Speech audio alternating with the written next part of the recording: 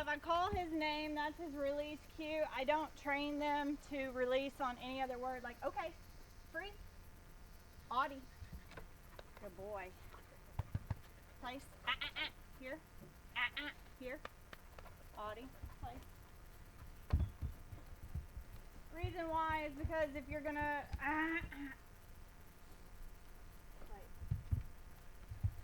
work multiple dogs, or you're going to be working with other people and you have your dog up on a station, the truck bed, the 4x4, and you want to yell to your guys, okay, let that one through, whatever, he doesn't release on that command. So I always train my dogs to release by their name.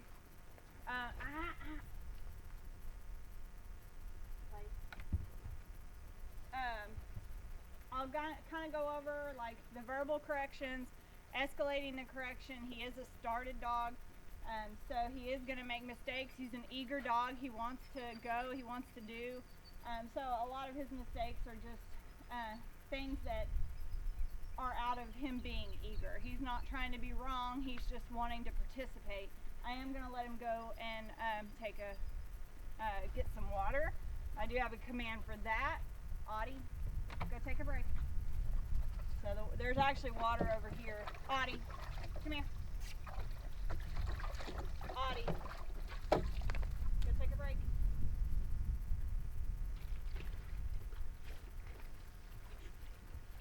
So traditionally, especially if I'm working in the pens or smaller areas, I do not let my dogs go to water unless I have given them the release.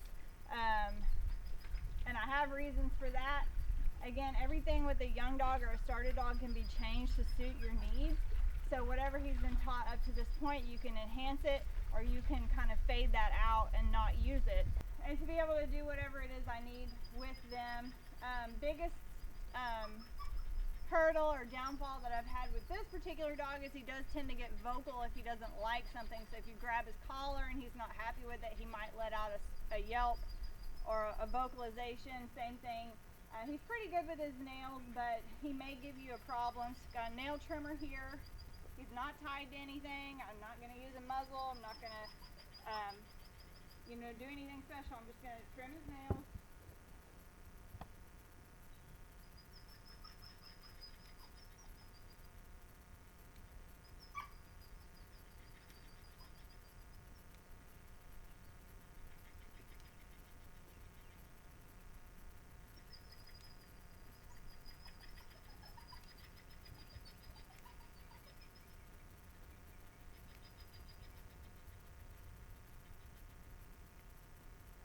Back feet too.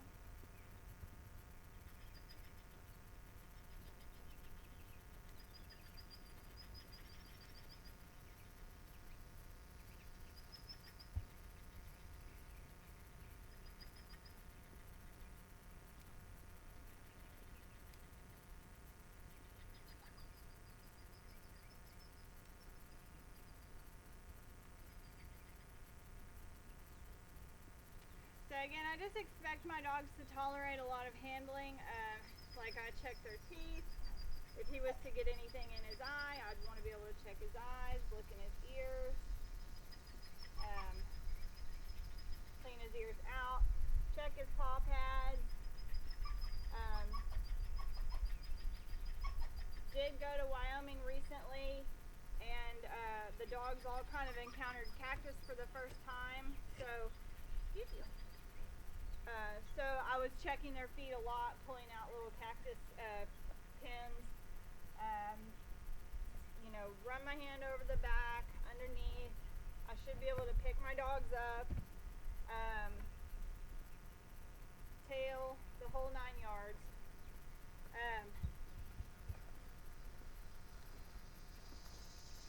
They're working dogs, they're slick-coated dogs. I don't do a ton of grooming. He has been bathed. He has been bathed a number of times, actually. So he's good with a bath, good with the water hose. He loves water. He will play in his water bucket in the kennel. He does not play in a water bucket in the crate, but he will do it in the kennel. Audie, good boy. So when I call my dog, I expect him to come to me. I don't want him to wander off and look for anything else to do. And I do that with like that negative reward marker. So if he starts to wander off too far, I'm going to give him a correction. And when I give a dog a correction, I expect to see them stop and pay attention to me so that I can redirect them. So the correction will continue until the dog stops and pays attention to me. This is good. This is exactly what I'm looking for. He has a with me command. So that just means walk with me. So with me. And it's not a heel command. He can be on either side of me. So see, if he chooses, he was thinking, I'm going to go with me, Audie. Thinking he's going to go to the water, take a break or whatever. I'll give him that correction. He stopped. He looked at me. I redirected him with the with me again. So with me. So again, it's not a side command or a heel command. As long as he's within 3 feet of me and I can change direction and he comes with me, this is perfectly fine. So if I stop, he should probably stop, not doing a whole lot of sniffing around or looking for stuff to get into. Good boy. Good boy. Audie.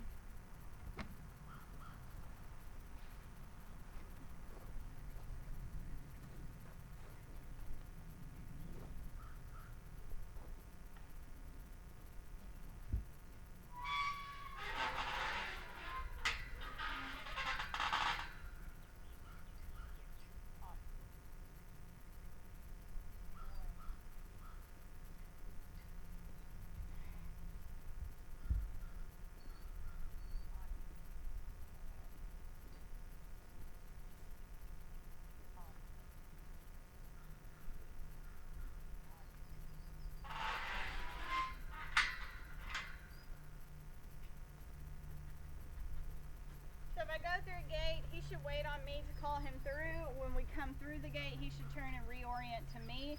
If there is stock in the field and he locks onto the livestock, he doesn't have any eye. He's definitely a loose-eyed breed, loose-eyed dog. But if he was to see livestock and start to pay attention to them, as long as he doesn't leave me, I'm fine with that. He does not have to look me directly in the face or in the eye.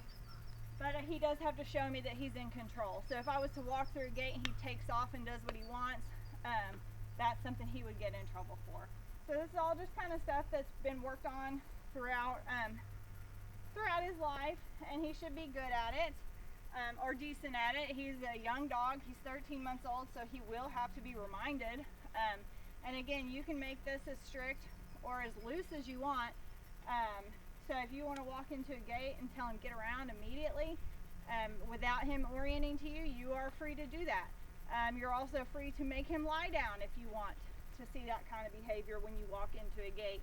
So this is just what has worked for me, what I have put in him, what I tend to do with my own dogs.